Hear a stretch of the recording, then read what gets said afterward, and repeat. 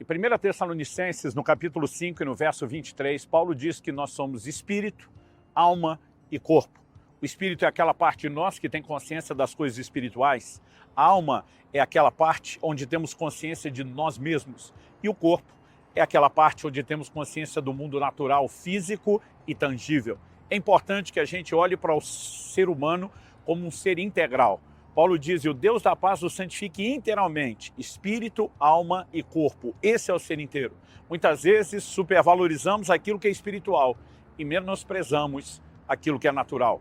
Esse é o assunto da nossa conversa hoje. Espiritualidade exagerada. Fique comigo e nos próximos minutos nós vamos entender um pouco melhor essa verdade.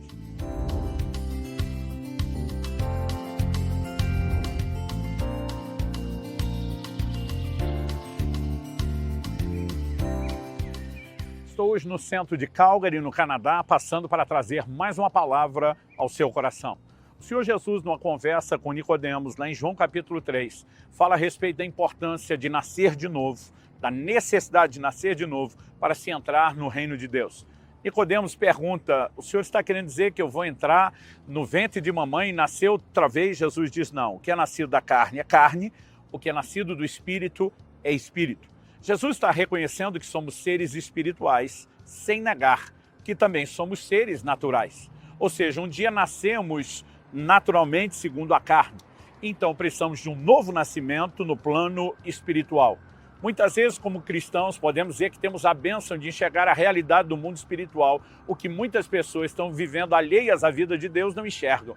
Mas acabamos muitas vezes indo para o outro extremo, de espiritualizar até demais, inclusive aquilo que não precisamos. Estou numa série de vídeos abordando aspectos relacionados ao cuidado do corpo e a importância da saúde, porque, infelizmente, essa é uma área onde os crentes acabam sendo muito negligentes. E uma das razões dessa negligência é justamente a espiritualidade exagerada. Deus está cuidando de mim, Deus tem promessas de saúde e de cura. E tudo isso é verdade. Deus está cuidando de nós, Ele tem feito promessas sobre saúde e sobre cura, mas isso não significa que eu e você possamos simplesmente brincar com isso e sermos de negligentes a irresponsáveis. Quando foi tentado por Satanás no deserto, o Senhor Jesus deu uma resposta que precisa chamar a minha e a sua atenção. O diabo diz para ele, pula do pináculo do templo, porque está escrito, aos teus anjos dará ordem a teu respeito para que te guardem nos teus caminhos, de maneira que você não tropece com o seu pé em pedra. Jesus responde, também está escrito, não tentarás ao Senhor teu Deus. Jesus não estava dizendo que as promessas de proteção não eram verdadeiras, mas ele está dizendo que se você olhar só para isso, de maneira isolada, tirando o contexto restante das Escrituras, pode parecer que nós, então, não temos nenhuma responsabilidade ou que possamos agir de qualquer forma e que no final está tudo bem. E o que eu e você precisamos entender que as coisas não são bem assim. Em Deuteronômio, no capítulo 22 e no verso 8, nós vemos uma instrução de Deus para aquela pessoa que construísse uma casa com terraço. Ele diz, se você fizer um terraço, coloque um parapeito em volta dele, porque se alguém cair, você será o responsável do sangue. Mas espera aí, Deus não é aquele que na sua escritura, na sua palavra, promete proteção para nós? Sim. E ao mesmo tempo que ele promete proteção, ele pede que a gente faça tudo o que está ao nosso alcance, naturalmente falando, para que a gente também se proteja. Não há razão para que simplesmente eu e você, em nome de uma promessa de proteção de Deus, sejamos negligentes em relação à nossa parte. Então, vamos olhar as Escrituras e ver que se Deus não guardar a cidade, em vão vigia a sentinela. A Bíblia não está dizendo que não precisa de sentinela porque Deus guarda a cidade. A Bíblia está dizendo que nós não podemos ir ao extremo do natural, confiar só na sentinela e ignorar a proteção de Deus. Mas, por outro lado, em nome da proteção de Deus, também ignorar aquilo que está ao nosso alcance é igualmente errado. E muitas vezes eu tenho percebido que a razão mais recorrente pela qual os crentes não cuidam do seu corpo, não cuidam da sua saúde, é espiritualizar demais as declarações das Escrituras. O apóstolo Paulo, ele traz uma orientação a Timóteo. Na primeira carta de Paulo a Timóteo, no capítulo 5, nós vemos uma advertência que eu acredito que também nos ajuda a entender o ponto que estamos trabalhando. O apóstolo Paulo, preocupado com a saúde do seu discípulo, ele simplesmente faz a seguinte orientação: não beba somente água, beba também um pouco de vinho, por causa do seu estômago e das suas frequentes enfermidades. O apóstolo Paulo não tinha um ministério de cura? Sim, um ministério singular de cura. Não estava acostumado a ver o sobrenatural e intervenções de Deus? Sim. Ele também vai falar a respeito de um dos seus cooperadores, esteve doente, ele clamou a Deus, o Senhor o ouviu. Paulo nunca deixou de crer na parte espiritual da intervenção divina e de cura e saúde. Mas isso não significava que ele acreditava que a gente pode, então, simplesmente brincar com a maneira de se alimentar. Ele está dizendo para Timóteo, olha, o lugar onde você está, e muitos comentaristas acreditam que isso tinha a ver com a qualidade da água, está trazendo problema para o seu estômago, está gerando enfermidades frequentes. Então você pode ter cuidados naturais que são práticos e que vão te ajudar a poupar a sua saúde. Ou seja, de novo, nós voltamos ao assunto de não caminharmos numa visão distorcida. Eu trago essa advertência porque durante muitos anos eu fui vítima desse engano. Eu me lembro que por 3 situações distintas, Deus operou milagres de cura na minha coluna. Uma delas, o médico que era da minha igreja, né, um ortopedista, que era um especialista na área, ele me disse, pastor, se Deus não fizer um milagre pelo senhor, nem cirurgia resolve o seu problema. E eu falei para ele, você vai ver o milagre, você vai ser testemunha disso. Eu me posicionei em fé, em oração, e eu experimentei a intervenção de Deus. Não apenas uma, mas em 3 circunstâncias diferentes. Acontece que na terceira, o Espírito Santo falou assim comigo, eu não vou suspender para sempre as leis da natureza em seu favor. O que ele estava dizendo? Você pode crer, você pode aplicar fé, você pode viver milagres, mas isso não te dá o direito de brincar com as leis espirituais. Obviamente, o excesso de peso, uma má alimentação, a falta de descanso, o sedentarismo e uma série de coisas está trazendo dano para o nosso próprio corpo e para a nossa saúde. E são danos que poderiam ser evitados. Nós não podemos ficar espiritualizando tudo o que acontece. O apóstolo Paulo, quando estava naquele navio que acabaria naufragando, indo para a ilha de Malta, ele se levanta e diz assim, vocês tinham que ter me ouvido e não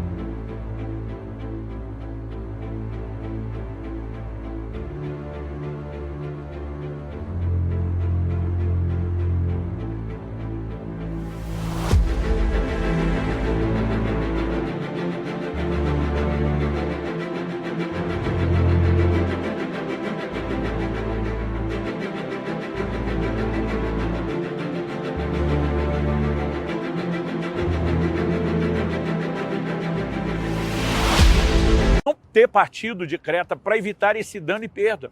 Muitas vezes as pessoas olham para um naufrágio e elas vão para aquela ideia de um fatalismo absoluto. Deus tinha um plano, um propósito, quase como quem diz, tinha que acontecer isso. Em alguns momentos nós podemos até dizer que de fato há uma possibilidade de que Deus tenha determinado que algumas coisas aconteçam. Mas acreditar a Ele a responsabilidade de todas as coisas, Paulo está dizendo, era só vocês terem me dado ouvido, e a gente estaria nos poupando desse problema e de todo esse prejuízo. Tenho visto muita gente chegando à sua reta final de vida, os anos se aproximam da velhice, com uma saúde frágil, debilitada, e nós não podemos espiritualizar isso. Simplesmente houve falta de cuidado, houve falta de atenção. Quando eu olho para as Escrituras, eu percebo que ao longo de toda ela, nós vamos encontrando a repetição desses princípios. Eu me lembro de ainda garoto ouvir meu pai falar, citando Jesus, quando diante do túmulo de Lázaro, prestes a operar um milagre extraordinário que era a ressurreição de Lázaro, Jesus diz assim, tirai a pedra. E eu lembro de papai dizendo, aquilo que só Deus pode fazer, nem adianta a gente tentar fazer, porque a gente não consegue e não podemos deixar de esperar que Ele faça aquilo que Ele pode fazer, que são milagres. Mas aquilo que está ao nosso alcance, Jesus não foi Ele tirar a pedra e nem ordenou que um anjo do céu fizesse isso, Ele simplesmente disse para as pessoas que estão ali, façam vocês. E eu e você precisamos entender que devemos fazer a nossa parte no que diz respeito ao cuidado do corpo. E esperar, obviamente, que além de tudo aquilo que a gente faz, que também possamos experimentar a intervenção de Deus. Eu tenho visto muita gente ser curada ao longo dos anos do meu ministério. Eu tenho experimentado intervenções de cura na minha vida, na vida dos meus familiares, mas isso não significa que eu tenha o direito de simplesmente, deliberadamente, ser negligente em relação aos princípios que Deus estabeleceu na sua palavra. Quando olhamos para as Escrituras, essas advertências precisam tocar o meu e o seu coração. O apóstolo Paulo diz em 2 Coríntios 4,16, por isso não desanimamos. Pelo contrário, mesmo que o nosso homem exterior se corrompa, contudo o nosso homem interior se renova de dia em dia. A renovação do homem interior, aquilo que vivemos no plano espiritual, não muda a realidade que o nosso corpo, do lado de fora, está se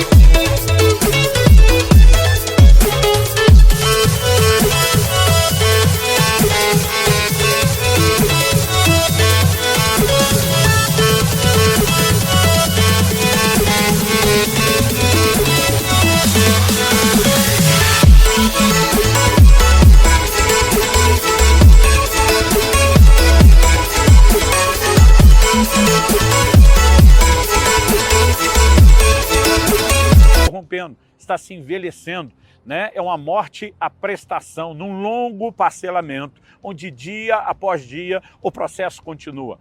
Agora, nós podemos acelerar o dia da morte ou podemos postecipar, não apenas com princípios espirituais, de sermos ou não submissos ao Senhor, obedientes à sua palavra, cumprindo os seus princípios, mas algo que eu e você também precisamos perceber é que nós podemos fazer isso por meio de um cuidado, de atenção com aquilo que o nosso corpo precisa. Então, eu quero fazer um apelo ao seu coração, né? Que nenhum de nós ignore isso. Quando Adão estava lá no Éden, em perfeita comunhão com Deus, antes do pecado, suprido plenamente no nível espiritual, ainda assim Deus olha para ele e diz, não é bom que o homem esteja só.